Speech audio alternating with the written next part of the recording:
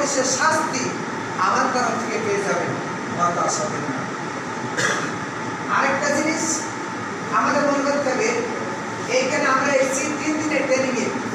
এই 3 দিনের ট্রেনিং থেকে আমার জীবনটা কত বছর হয় আপনার ঠিক নেই, তাহলে কত হার্ড শক্তভাবে এই ট্রেনিংটা নিতে হবে। তো যাই বলতো, আমাদের মানুষের নৈতিক চরিত্র হওয়া উচিত। আমরা যেখানে যাব সেইখানে পরিবেশ মেনে চলে আমার নৈতিক চরিত্র হওয়া উচিত।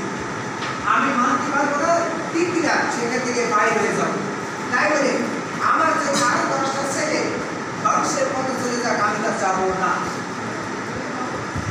হয়তো আপনার বড় লোকের দুলালি ছেলে আপনার হয়তো ট্রেনিংটা আপনাকে হয়, এই অনেক অনেক ব্যক্তি আছে গরিব মানুষ, তার কিন্তু ট্রেনিং দরকার আছে।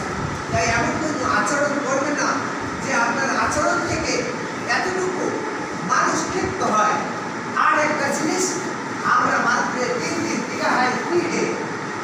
এই 3 দিন আমার জীবনে একটু না হলেও একটু ভালো আদর্শিক প্রবাসী থেকে, প্রবাসী কারা বাহিনী চাকরি করতে যারা, এই যে আপনারা চাকরি করতে যাচ্ছে না, এমনই আমার জীবনে চাকরি করতে গেছিলাম। আর ওই দেশ থেকে 5-7-8 বছর পরে চাকরি করার পরে দেশে ফেরার পরে আমার এই দেশ, আমার এই সরকার আমাকে এনে চাকরি দিচ্ছে।